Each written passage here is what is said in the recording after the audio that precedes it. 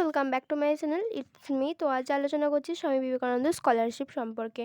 College লেভেলের details সম্পর্কে আমি আলোচনা করছি। ধরুন, আগে আমি জানিয়ে রাখি যে কারা এটা পাবে। বিভিন্ন ভিডিওতে সমস্ত ডিটেলস জানা থাকলেও কারা পাচ্ছে সেটা নিয়ে স্টুডেন্টদের মধ্যে প্রচুর কনফিউশনস আমি দেখছি। বিভিন্ন কমেন্ট আসছে বা বিভিন্ন জায়গায় বিভিন্ন চ্যানেলের কমেন্ট পড়ে দেখি যে কেউ বুঝতে পারছে না যে কারা অ্যাকচুয়ালি অ্যাপ্লাই করতে পারবে। প্রচুর কমপ্লিকেটেড ব্যাপার হয়ে গেছে। তো যাই হোক, আমি এটা একটু ভালো করে বোঝাচ্ছি, আপনারা আশা করছি বোঝার চেষ্টা করবেন। তো আমি বলি যে ধরুন কেউ ফার্স্ট সেমিস্টারে পড়ছে, তার যদি 12-এর স্কলারশিপ ঢুকে গিয়ে থাকে ভালো, নাহলে সে কিন্তু আবার অ্যাপ্লাই করতে পারে।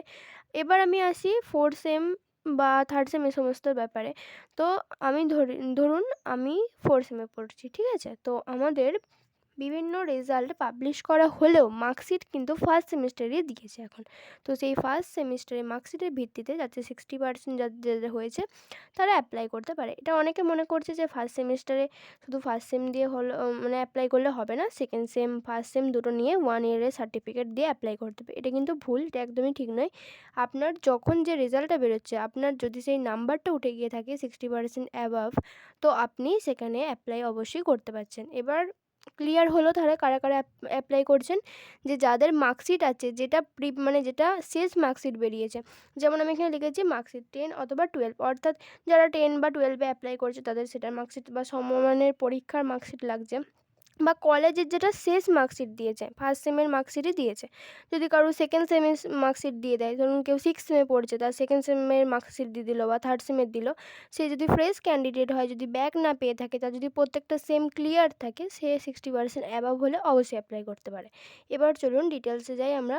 ডকুমেন্ট কী কী লাগছে, মার্কশিট ফার্স্টেই বললাম, তাছাড়া লাগছে ইনকাম সার্টিফিকেট, পারিবারিক আয় যেন 2,50,000 টাকার কম হয়, আধার কার্ড, ভোটার কার্ড বা রেশন কার্ডের মধ্যে যে কোনো একটা আইডেন্টিটি দেখালেই হচ্ছে, ব্যাংকের পাসবইয়ের জেরক্স, এবং সেখানে যেন অ্যাকাউন্ট নাম্বার, আইএফসি নাম্বার স্পষ্টভাবে উল্লেখ থাকে। জেরক্সটা এমন হবে যেখানে স্পষ্টতা থাকে, ঠিক আছে? ফটো লাগছে সিগনেচার সহ।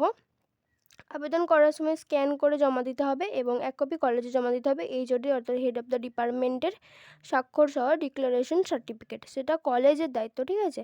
তো আপনারা যখন অ্যাপ্লাই করে সমস্ত ডিটেলস বার করে 1 কপি কলেজে দিচ্ছেন, সেখান থেকেই যে ডিপার্টমেন্টে থাকবেন তিনি, আশা করছি, হেড অফ দ্য ডিপার্টমেন্টের সই সহ যে এই যে সার্টিফিকেটটা লাগছে সেটা দিয়ে আবার আপনাদেরকে সেটা সমস্ত কিছু ডিটেলস বলে দেবে বা বুঝিয়ে দেবে যে কীভাবে কী করতে হচ্ছে। তো আমাদের এটা 12-এর সময় হয়েছিল যে কলেজে গিয়ে আমরা জমা দিয়েছিলাম, সেখান থেকেই স্যার জমা করে অ্যাপ্লাই করে দিয়েছিল, বা আমরা অ্যাপ্লাই অলরেডি করে জমা দিয়েছিলাম, সেখান থেকে কলেজ জমা দিয়ে কলেজ স্বীকৃত হয়ে গেছিলো। তো বুঝতে পারলেন। এবার আমি দেখাবো হাউ টু অ্যাপ্লাই, অর্থাৎ কীভাবে আমরা অ্যাপ্লাই করব, অ্যাপ্লিকেশন প্রসেস সম্পর্কে। তো চলুন দেখে নেওয়া যাক। এই হলো গিয়ে অ্যাপ্লিকেশন প্রসেস। ভিডিও ভালো লাগলে লাইক, শেয়ার, সাবস্ক্রাইব। আশা করি সমস্ত ডিটেলসে বোঝা গেছে।